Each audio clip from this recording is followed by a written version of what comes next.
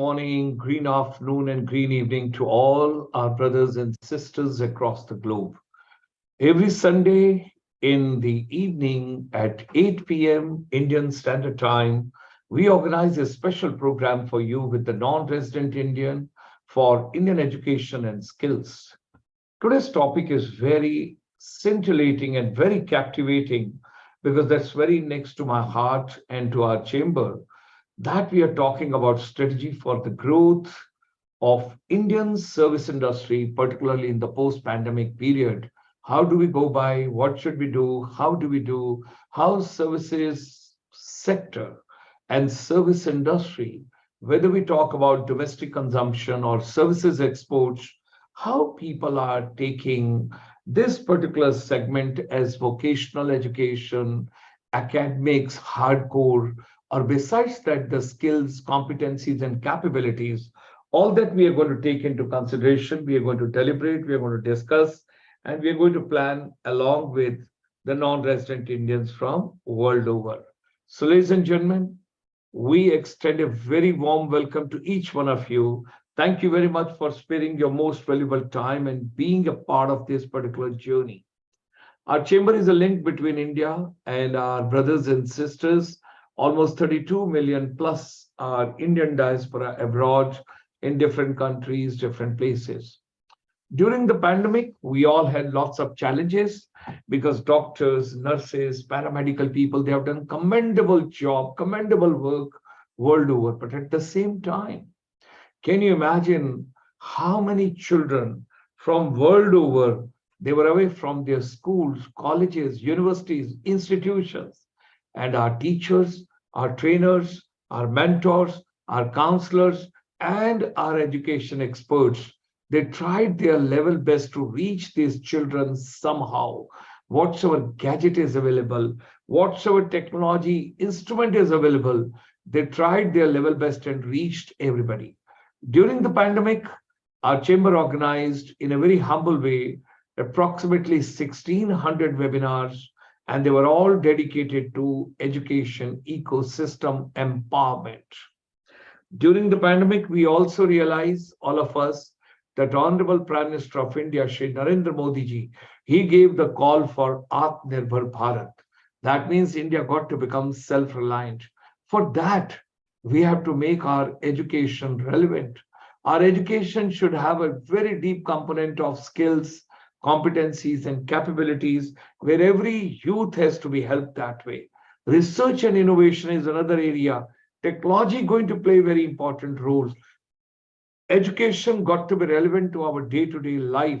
Where comes our health, our wellness, our water management, waste management, resource management, women empowerment, and at the same time, micro, small, and medium enterprise playing very important role in the whole nation development. Tourism, the worst hit industry during the pandemic. It was the first bird to be shot. When all the borders are sealed, you're confined to your residences, you can't travel, you can't step out, you can't move anywhere. You can well imagine inbound tourism, domestic tourism, everything came to standstill. Think about those travel agents, tour operator, tourist transporter, tourist excursionists, specialists for adventure tourism, cultural tourism, art and craft tourism, pilgrimage tourism, spiritual tourism, Buddhist tourism, whatsoever we can think of, they all suffered a lot during this particular pandemic. But post-pandemic, we are repackaging tourism, we are rethinking tourism, we are rejuvenating tourism, and we got to brand once again the most innovative way. So our chamber has come with the research and compilation work, and that's a rethinking tourism. I'm grateful to Chitra Kapoor ma'am and the entire team of ICSI working day and night and producing these 15 chapters. And we are also going with the vision of the Honorable Prime Minister of India, how India would look like and how Indian tourism would be. What would be the scenario when we complete 100 years and celebrations of India's independence? Now, this book can be downloaded from our web portal, which is www.icsiindia.in. Rethinking Tourism ebook you can download. At the same time, those are into travel and tourism education. Whether you are teachers or you're a counselor, you're a research associate, whosoever you are, you can become free member of the body called Feast, Forum of Educators and Skill Providers for Tourism. And this membership is for educators, for corporate, for skill provider, for academicians. Those are dealing with the tourism industry. Now, if you recall, in February 2018, Honorable Prime Minister gave his approval, and Niti Aayog and Ministry of Commerce and Industry, Government of India, they worked very hard, and there were 12 champion services sector which were given approval in February 2018, and they were IT enabled services, tourism, hospitality services, medical tourism, medical value travel, then transport and logistics services, accounting and financial services, audiovisual services, when we talk about media entertainment industry, legal services, communication services, construction and real estate, the related engineering services which are related to construction part, then the environmental services, then the financial services, and the motherboard of the entire thing is called educational services. Okay, there are four modes of supply services. That means when we want to export our services sector items world over, there are four modes available. Mode one is the cross-border trade. Mode two is the consumption abroad. Mode three is commercial present. And mode fourth is movement of natural persons. If you'll see our other programs, we have already done a detailed case study how the services export is to be taken place from any country, any one country to another countries. That is something very important. Now, when you look at the global economy, you've got to be taking into consideration how much is the total economy, the GDP and everything of United States, how much is for China, how the entire European Union, and then you come for Australia, then Middle East, and then India. All that you have to take into consideration how the economy is behaving and how the global economy has to be taken into consideration. The role of the services, if you talk about world over, ladies and gentlemen, we all got to realize that it differs from country to country, but services sector played very important role during pandemic, whether your medical services, your medicines, and at the same time, there's a tele services which have been given because every soul is important, every person is important, and our efforts were how to save everybody on this particular planet. So, ladies and gentlemen, the role of the services sector, when you talk about Asian continent, you've got to take into consideration how the economy is, how the things are.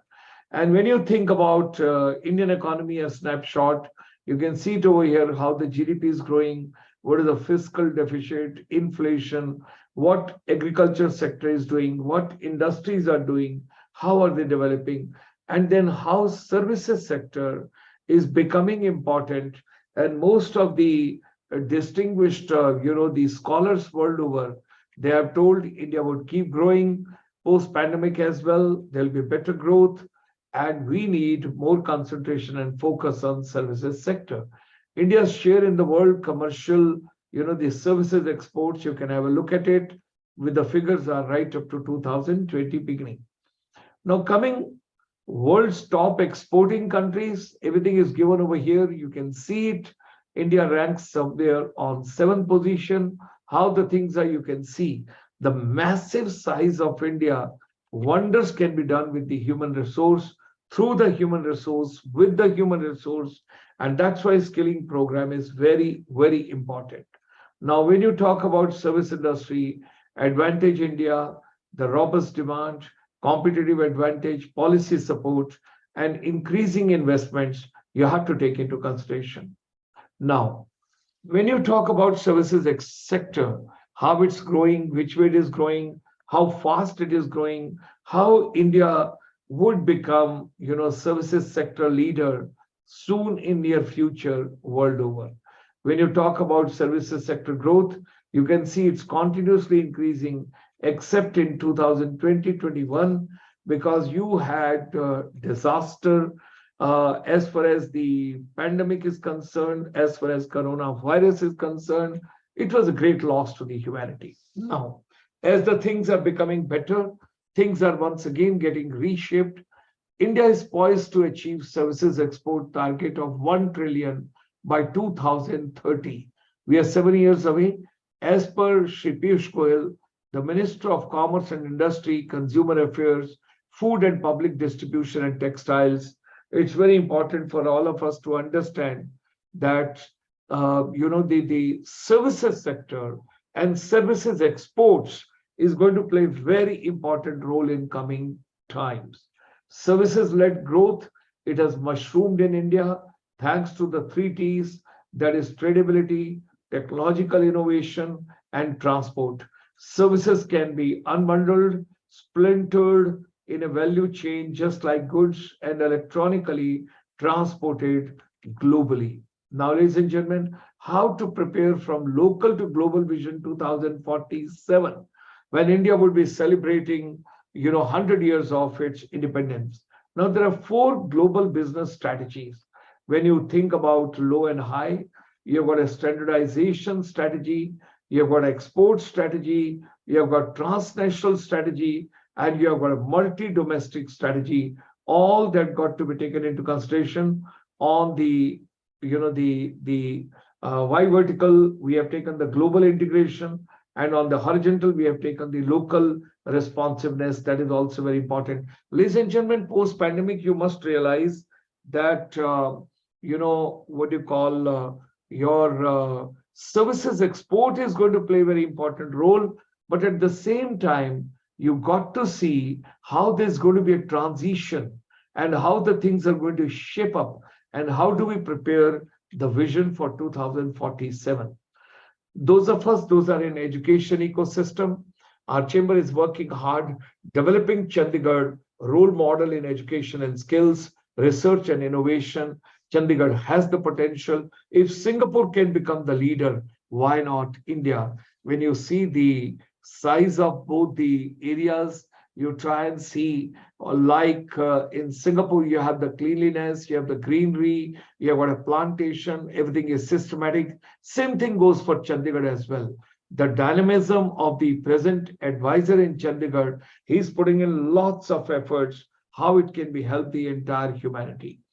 Just last Sunday, we have done a wonderful webinar for you. You can go to ICSI India, or you can go to Dr. Gulshan Sharma's YouTube channel, and you can see NRIs for Indian Education and Skills, where last Sunday we had taken a special theme which was requested to us by the bankers and financial institutions and other chartered accountants and company secretaries, that how do we focus accounting and financial services in terms of services exports. And when you think about demographic advantage India has got, India, particularly when the better medical facilities are there, the life size, life expectancy is also increased. And at the same time, the family size also you got to take into consideration. During our time, 3 children were there to our parents, and our parents had 6 to 7 brothers and sisters. And now nucleus families, they are very happy with 1 child. So demographic dividend, when you talk about, you got to take labor supply, you got to take human capital, you got to take savings, and you got to see the economic growth.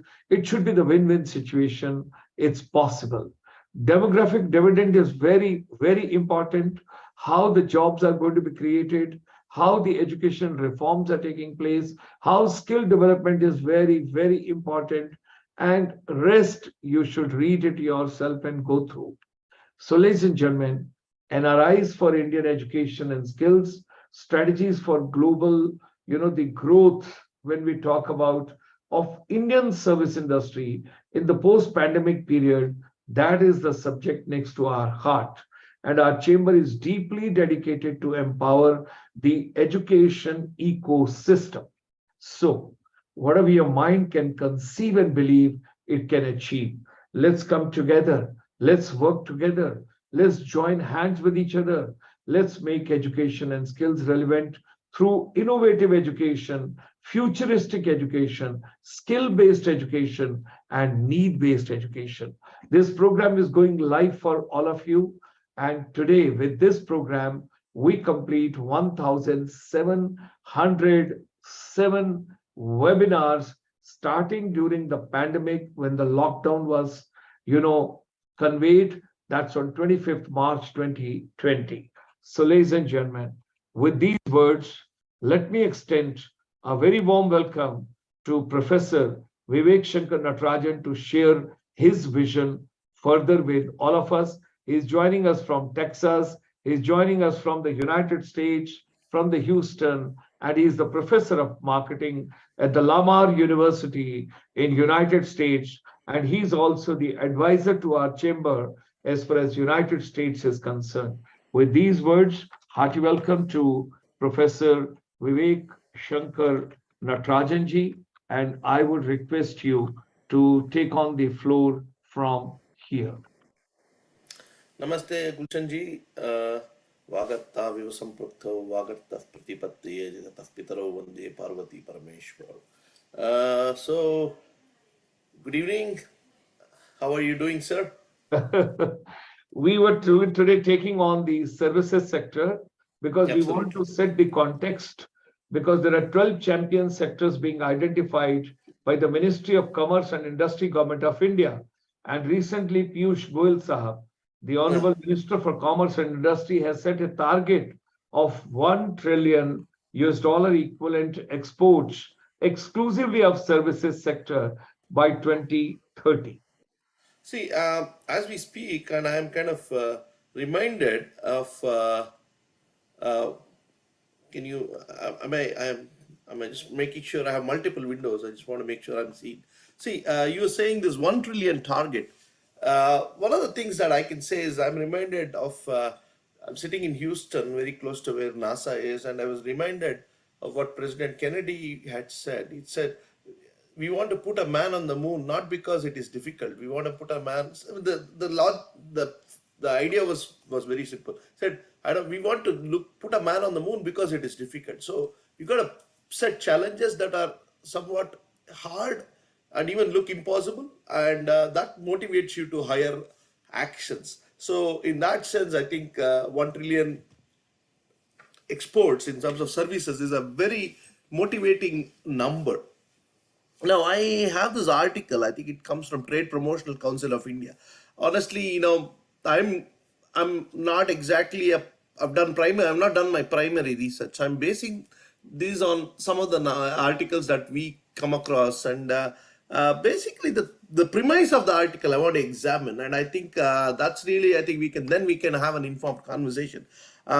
It's very true. The services sector is about more than 50% of the GDP, and I'm inclined to agree, because especially when you talk of the informal participation in the economy rather than formal. I mean, services probably it captures more employment than that is what it was even recorded, and it contributes not just to GDP but even kind of keeping people, keeping families alive, and keeping a lot of a major section of the population gainfully employed, and putting, as they say, it allows them to put food on the table for their families. So that is definitely true. Of course, 2 years, the pandemic did affect services, because at the end of the day, what is services? Services as a human element. So, when I teach services, I talk about 4 levels of service. You got humans working on humans, human to human, which is like a barber shop, or humans working on machines like automotive service. Then you have machines working on humans. You got an X-ray machine, and then you have machines working on machines like automatic car wash. But if you really look at it, human element plays a major role in services delivery. And obviously, what did COVID do? COVID, with all the restrictions and social distancing norms, and then you also had lockdowns, had really took the wind away from the sails, and so to speak. And obviously, the services economy was hit.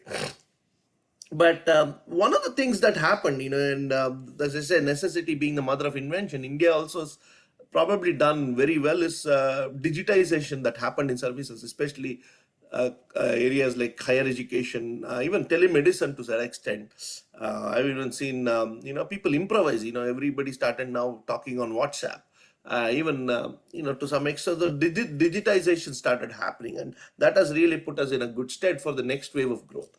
Now, there is a general uh, idea that that's typically true of most of these cycles. Whenever there is a problem, economic problem, we people tend to innovate, and they start focusing on more innovation. They start focusing on improving the productivity. So digitization, and even to say a lot of extent automation, has really, because what do you do when there is a labor shortage? You automate, and that will lead to the next cycle of growth in terms of productivity, and that should help to move into the next phase. And I think that has definitely happened in India. uh, Now, is India leading services up? I mean, you already said that, Gulshanji.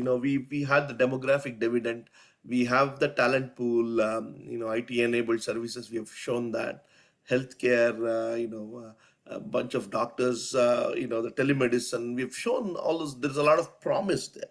Even medical tourism to a great extent.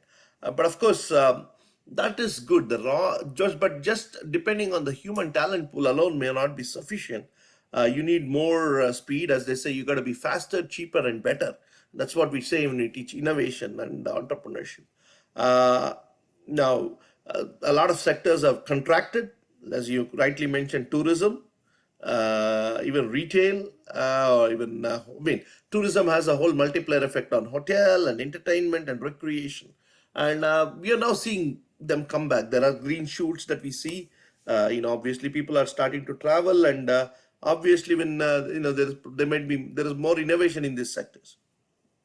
Uh, and I think the world definitely is seeing a trend that towards digitization, and we've already, our sectors are well placed there.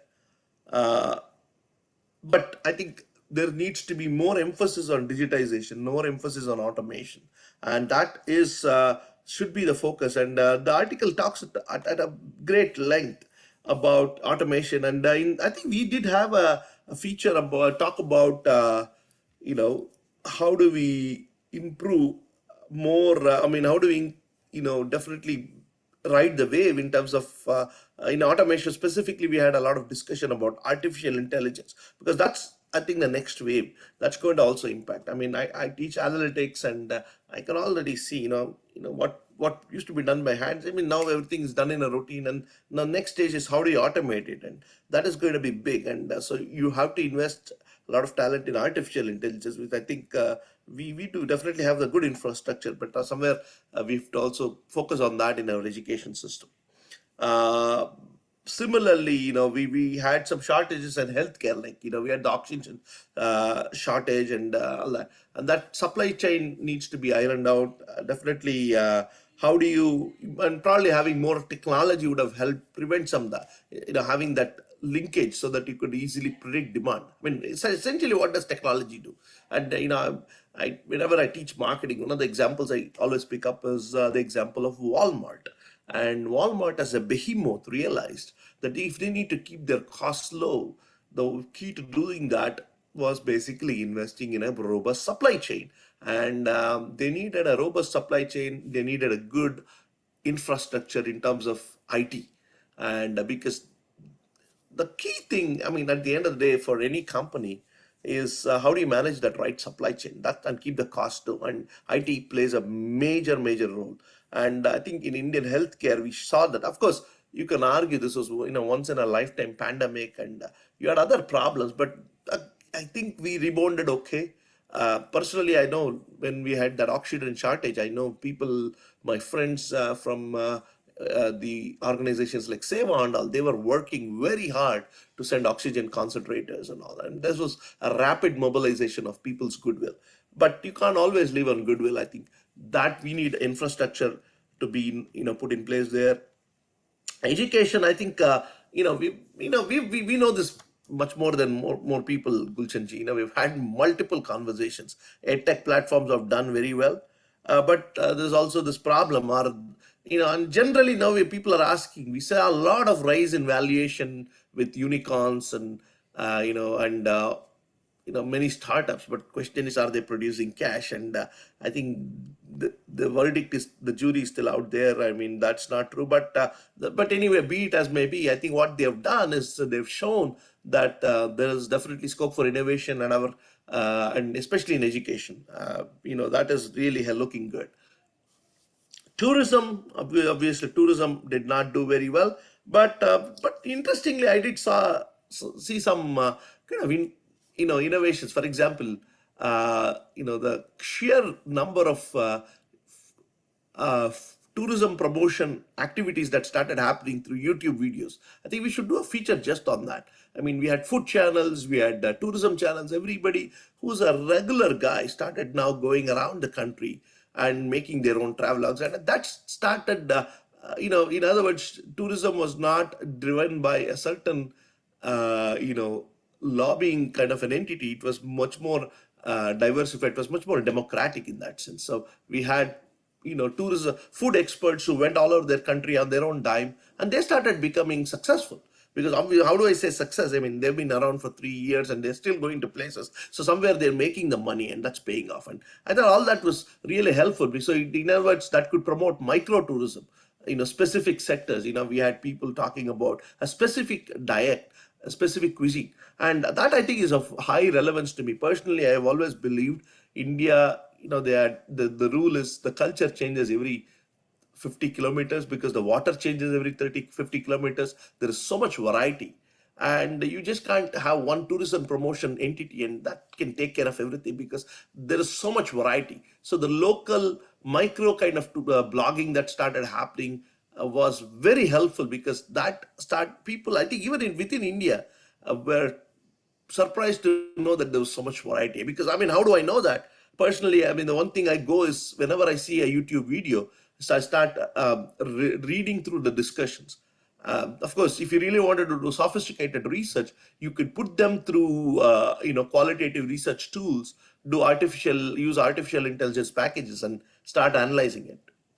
But given that I had a lot of time at that time, I used to read them. It was very interesting. Most people are fascinated, and I think 80% of the YouTube traffic was all internal.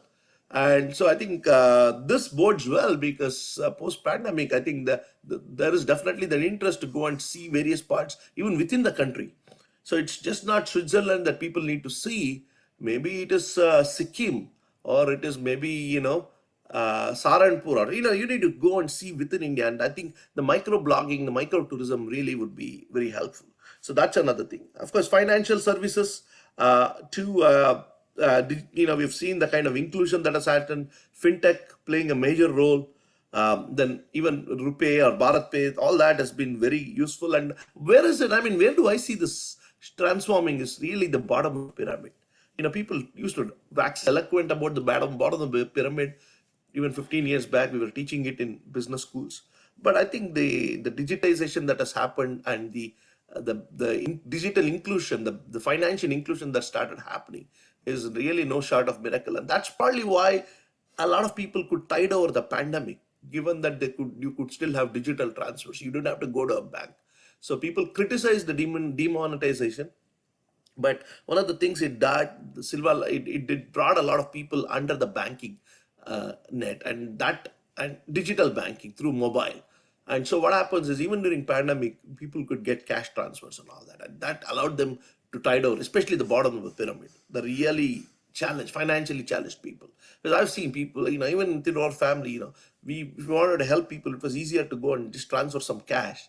And because obviously we have old cousins or somebody who needs some help. It was, previously we had it was the speed of ease, the ease of doing transfers, the speed at which you could do it, and the transaction cost being so low, that was really helpful. I think that has played a major role in successful, and I think that bodes well. Same thing with e-commerce. E-commerce became very successful, and I mean, I do have my challenges about. I mean, I do have my skepticism about e-commerce in general, because but I think it has definitely gone to the next level in India. So in one of the things that I think is, again, more of a sub. I'm more a student of human behavior and motivation, and how that can allow people to transform their lives right now. And how do you promote that innovative thinking, the entrepreneurial thinking? I think the one of the thing the pandemic did in general, and this bodes well even for services, is it allowed people to start looking beyond the traditional models and starting looking at more innovative ways of doing things. A lot of it was driven just by the sheer pressure, and that has really been good for that bodes well, is what I would say. But again, specifically, we need more. If we have to take, because at the end of the day, what are we? We are a policy advocacy organizations. What would I recommend? I think we have the uh, we have the advantage. I mean, the demographic advantage. We definitely have the innovative thinking, the entrepreneurial thinking. But I think definitely investment in the human capital and the education system. Sharmaji, tell me, is you are a pioneer in education. And I don't mean that, and I don't mean that in a light way. You started the MBA tourism, and you also started the hospitality institutes through. Do we have a dedicated institution that is working on services sector and research in India? I don't know, because I think we have regular business schools. We have business schools in every state. I think has an Indian Institute of Management. Of course, we have Indian Institutes of Technology also all over the map. And previously there used to be six. Now it's all over. Every state has one. We have institutes that are into Indian Institute of Plantation. There is Indian Institute of Foreign Trade. We talk about services. How many institutes have even a center on services? So I think that's where if we are passionate about services, we should start looking at proposing that. And again, I'm not even saying we need a postgraduate program. It could even be a diploma program, because a lot of services, you've talked about the finishing school. What I'm saying is, has the finishing school been institutionalized? Have we made it? We need more of that, because obviously one of the areas that we are seeing, if is services is all people, and what drives success is the human capital that they bring to the table. And honestly, of course, is probably a lot of organizations are investing in on-job training. But if we are saying we want to be doing services export, if we are telling that we want to be doing more services-led growth in India, I think the time has come, and that's kind of where I rest my case. So we have all the right, what we call as tailwinds, but that's good. Tailwinds only work if you have an engine that and you're flying with the aircraft. If you're not flying, the tailwinds don't do anything. And I think we have to get there, and we need some enablers there. So definitely, we've already seen the right mechanism. Services and product, manufacturing being treated on par. That I think is a very good thing. 12 champion sectors, again, very good. But within these 12 champion sectors, what is the need for the human capital? We need an assessment exercise. And does the current education system train them? Sector specific training. Of course, you probably said maybe hotel management, we have institutes, sure. But how about you're talking of cinema? Probably there's the only thing we have is FTTI, but that's more about training actors. But the technical aspects of production, do we have? Are we commensurate? Are we meeting the? Do we have enough training commensurate to the demand levels that we need? Finances, probably we have a lot of finance kind of MBAs, probably, but are they being trained more at the on? I mean, so I think we need to do an assessment exercise for these 12 sectors. Do we have the training grounds? Because that's where I am. I mean, at the end of the day, education, higher education, training, that's our mantra. And I think that we need to be a force of good there, so that we can produce the next generation that is prepared for this wave. You know, you can't always jump into a wave and hope to come out okay, right? It is training is important, and I think this is the right platform to articulate for it. So I'm going to take throw the question ball back to you. I think my six balls are over. So we are changing. There is a change of side. So Gulshan ji, I don't know if I made sense. And I think we'll keep reflecting on these themes because uh, it's like the Hindu philosophy, the Vedic philosophy. They keep reflecting on the same things, bar bar karke. You do a chintan manthan, फिर अमृत निकल के आता है. So with that, sir. Thank you. Thank you very much, Professor Vivek Shankar Natarajan ji. That's a very, very valuable inputs which you have given. Now, let's look at the whole scenario and then we proceed over there. 12 champion sectors we have identified. There are 54 areas otherwise in services sector. That means the entire analysis which has been done with all those 54 areas of services sector, 12 being identified means that is with respect to India. Vis-a-vis, if I talk about some other country, they might be having some other priority areas which they would like to work on. As far as India is concerned, we have got 700 plus institutions. Those are giving hospitality education today. When you think about travel and tourism, because travel and tourism means first you travel and then you enjoy the tourism product and services which are available on the ground.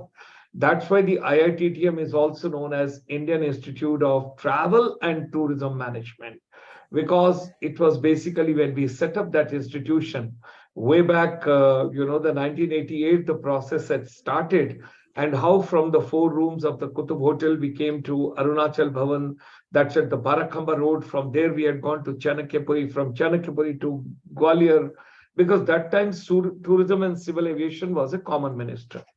Now, during the pandemic, we realized particularly services sector played a very important role.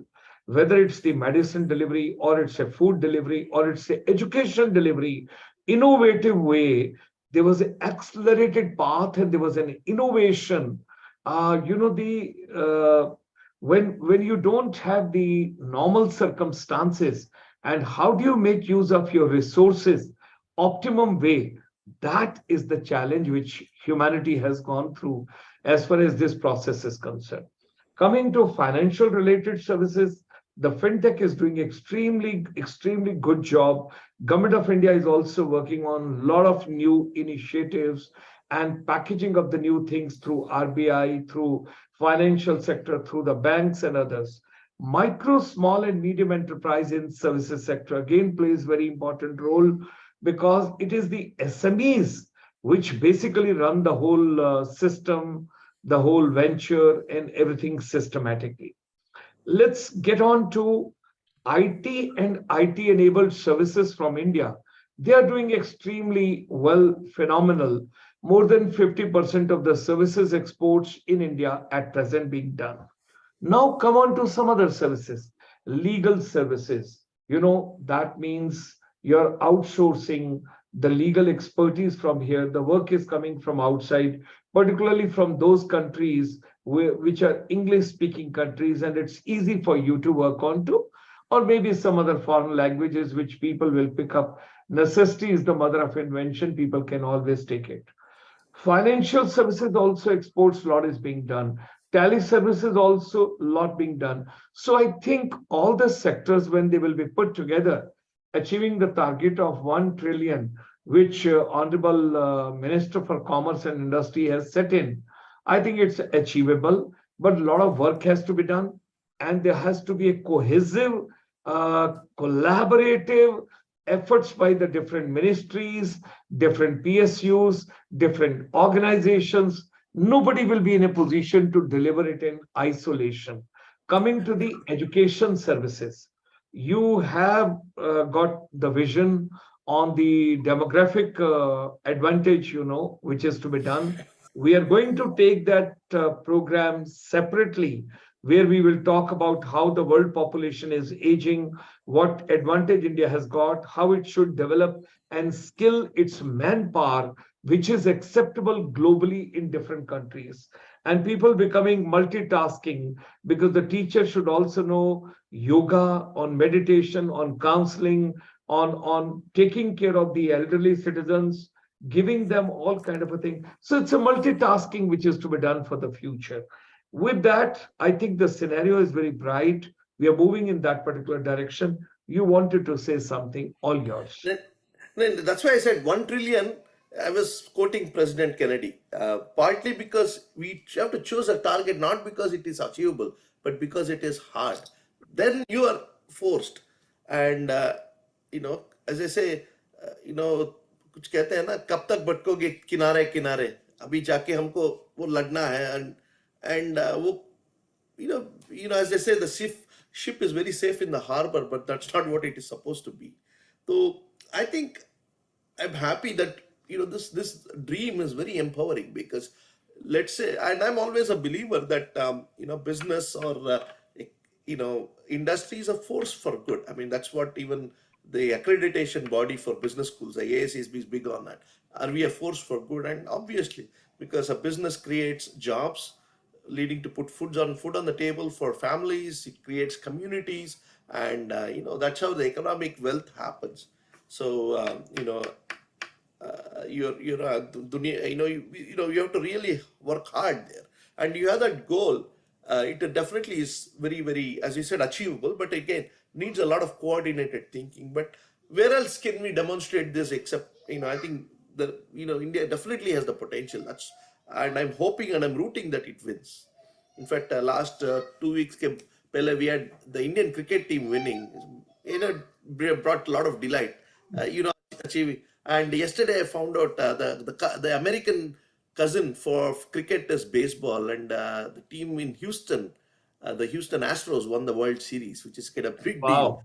Wow. So when it's like rooting for your team. So we are all rooting for Team India, that's in the country, and अभी देखिए blue पहन के आता हूँ. So the blue being the national, the cricketing color, not for any other reason. It is because of the passion, and I think so many million lives, if they can be put out of poverty, that's going to help the world. And what then that's going to be having multiplier effect, because once you achieve a certain economic status, you're also going to need to buy from other countries more. I think the world trade also improves there. I mean, that's really the premise. But of course, we've always been, as a civilization, India has exported only. We've given zero, we've given yoga, we've given Ayurveda, and I think definitely Vishwa Guru banna hai, to every will produce teachers, will produce doctors. I mean, that's our strength, and I think we should continue to do that. And not only that, we can also solve the world's problems by being the outsourcing hub, the legal hub, medical hub. The talent pool is there. I mean, so I think the 1 million target is definitely, I mean, it's a 1 billion, sorry. We definitely have to live and breathe with it.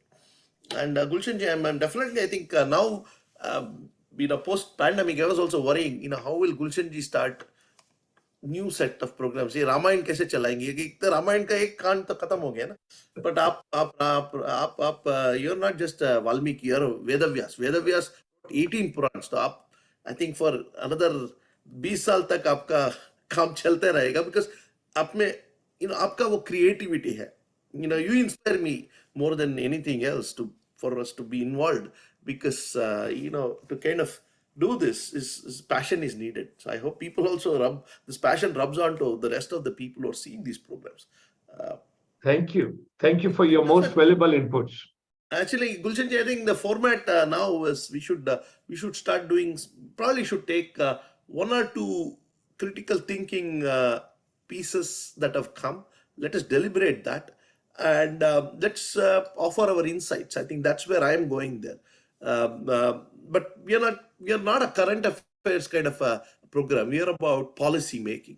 And there is a lot of debates. Even today, I saw a debate about manufacturing. And again, I don't think so. We are looking at it as a zero-sum game. India still needs to get its manufacturing act together, and I think that is important from the standpoint of being able to, save on foreign exchange. There's so much defense stuff is imported. So much of stuff is imported, and we saw how that makes things vulnerable.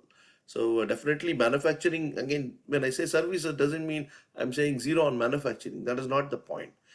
In fact, there was an interesting article by that I was seeing on LinkedIn, where we have had proponents like Dr. Raghuram Rajan who say India should only do exports, and but then there's this contrary other view that hey, manufacturing is important. I think we need those informed debates are needed. Let's keep continuing those conversations. But I think we should really now start also looking at some of the demographic changes that are going to happen, because that's a very structural thing that's going to change the world, and we better embrace those, understand that in our decision calculus. Thank you. Thank you for your valuable inputs. Look forward meeting you next Sunday at 8 p.m. So, ladies and gentlemen, stay tuned in, stay fit, take care of your health, look after your family, your immediate family, your neighbor's family, your community. All of us, we got to take care of the entire universe together. With these words, our deep gratitude and thanks to Shri Professor Vivek Shankar Natarajan ji, and we all meet next Sunday with yet another powerful program which will be related to services sector, to demographic dividends, and at the same time, how India should achieve its target